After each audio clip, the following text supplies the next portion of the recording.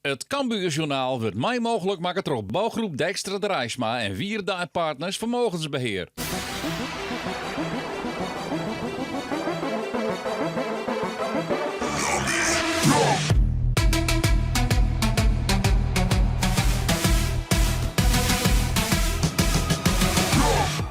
Welkom bij een nieuw Cambuurjournaal. Het is de weekend van 1 april en dat is in de voetbalwereld altijd een belangrijke week. Contracten moeten op zijn worden, verlengen worden, opties moeten luchten worden. En zo kwam Cambuur deze week ook met duidelijkheid. Contracten van Michael Breij, Jamie Jacobs en Kelvin McIntosh worden verlengen. Met Doke Smit en Erik Schouten gaat Cambuur nog in peteer. En dus had het wel zijn weerslag op de selectie. Hoe waard dat deze week viel? Wie het misschien wat oererstig? Nee, helemaal niks. Want dat hier wij al besprutsen met jongens. Al je keurig uitlijn. Ik jongens die gewoon nog gewoon contract krijgen kennen. Nee, daar praten we gewoon recht uit door. Dus nee, en een nederlaag is ik beter van worden. Dus het is gewoon, en ik krijg de signs jongen, een geweldige week. En nou mag het mooi zijn. Een van de spelers waar nog geen duidelijkheid door is Erik Schouten, de onvierde van de Ljouwertus. Met hem gaat Cambuur nog in peteer. Wat betekent dat nou eens? Blijft hij of gaat hij voort? Mijn zaakwaarnemer is in gesprek met de club, dus ja, daar moet ik er nog meer over zeggen. Nou ja, hoe kan het dat nog niet in kan en kruiken is dan? Ja, dat moet je aan hun vragen. Ik heb het super naar mijn zin hier, dus, en ik wil graag blijven. Maar ja, uiteindelijk moeten zij dat regelen en moet ik alleen een handtekening zetten. Maar goed, als ik jou zo hoor, dan ga jij die handtekening wel zetten op korte termijn. Want de club wil dus met jou in gesprek en jij wil hier blijven. Ja, zo simpel zou het wel moeten zijn inderdaad. Dus ik hoop het. Als we sjuggen naar je trainingsveld van de Ljouwertus, dan constateren we dat Jamie Jacobs en Mitchell Paulussen nog altijd apart van de groep trainen.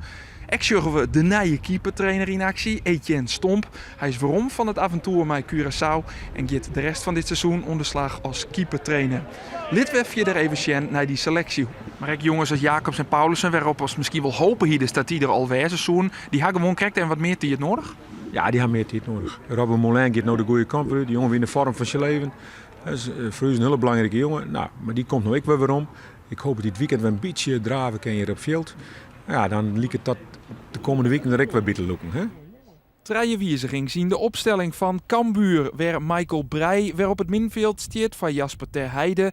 In onval krijgen Isaac Calon en Giacinio Antonia aan basisplak. Zij spelen voor Nick Dodeman en Giovanni Korte. Het is een wedstrijd waarin je voortdurend op het puntje van de stoel zitten. Dit is FC Volendam. We binnen een hele minuut onder de gong. En de bal gaat naar de linkerkant.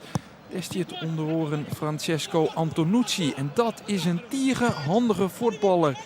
De man die het na dit seizoen speelt voor Feyenoord. Antonucci die hier in balbezit komt. Uithellen. Het schot in de vierde hoeken. En voortdurend de goede redding van Sonny Stevens, de keeper van Cambuur.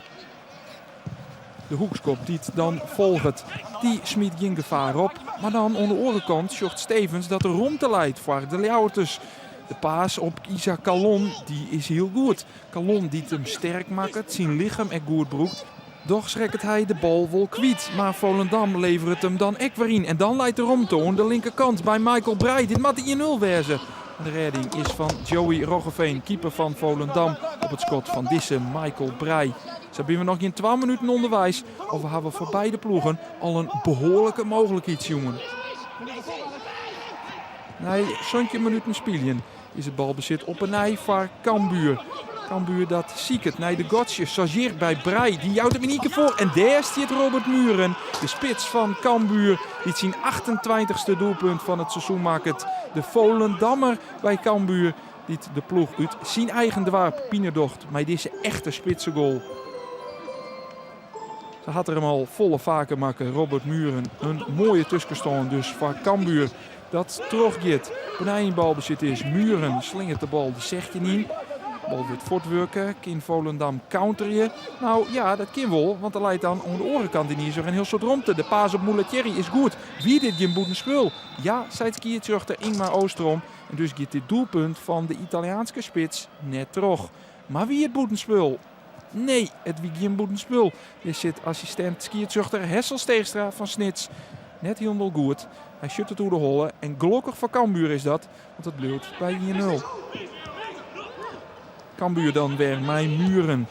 Die vindt Brei, die shut rond om uit te halen. Die helpt uit en wat doet die keeper daar? Wat doet Joey Roggeveen daar? Hij shut die bal van Michael Brei onkom, maar verwerkt hem volslijn verkeerd. En dus is het 2-0 voor Cambuur.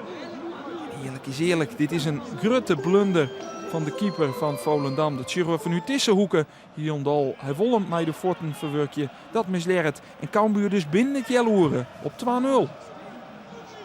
En dan kan het nog mooier worden, want dit is Isaac Calon. Wat heeft hij in rondte? Aan de overkant zit Robert Muren. Calon gaat zelfs. Maar hij shit de bal Tjin Roggeveen op. De onvrede van Robert Muren, die het hem hebben woer en die het hem misschien ook wel hebben moest. In de tweede helft dan 2-0 de voorsprong. Cambuur dus redelijk onbedriegen op wij naar een overwinning. Zo liek het. Wordt het nog mooier. Het schot van Hoedemakers in de kwarte hoeken. Maar Roggeveen maakt het zien flater van in de eerste helft. Doch wel goed, maar op een goede redding.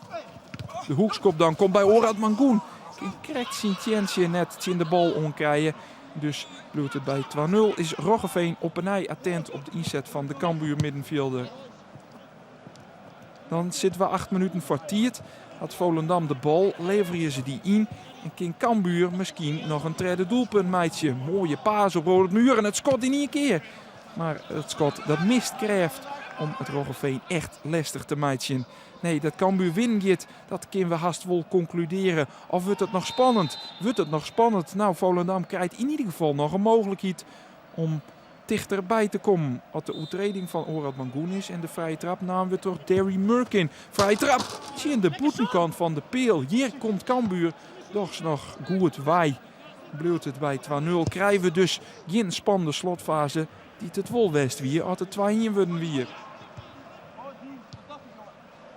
10 minuten voor tiert. Goed druk zetten van Cambuur. Is dit dan de genadeslag? Ja, dat is het. Het is Michael Brei, mij zijn tweede van de Joen.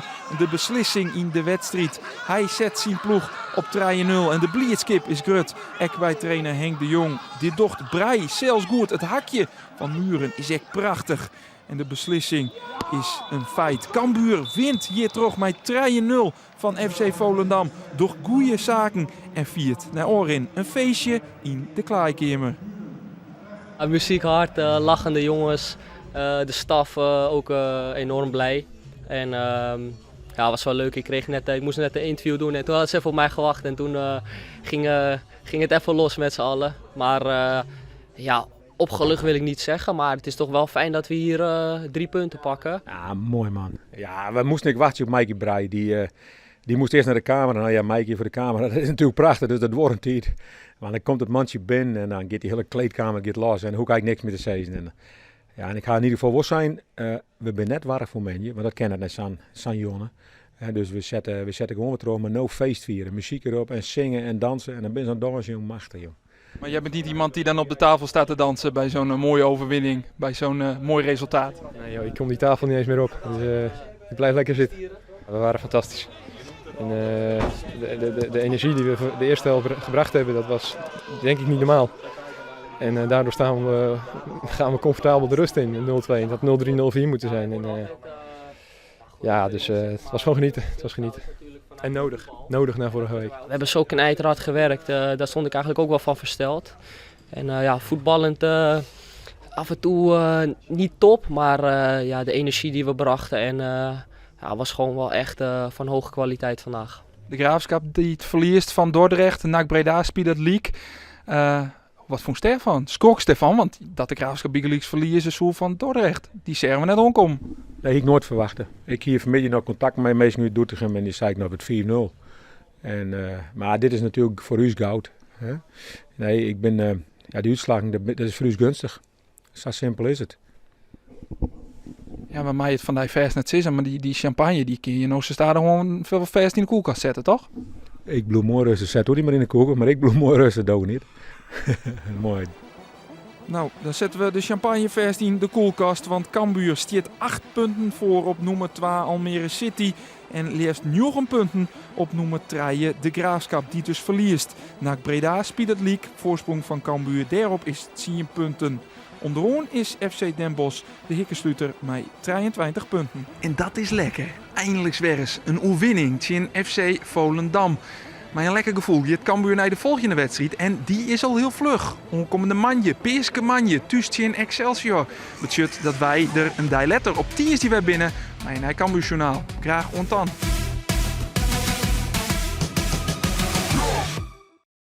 Het Cambuurjournaal waard mij mogelijk maken door bouwgroep Dijkstra de Rijsma en Wierda en Partners Vermogensbeheer.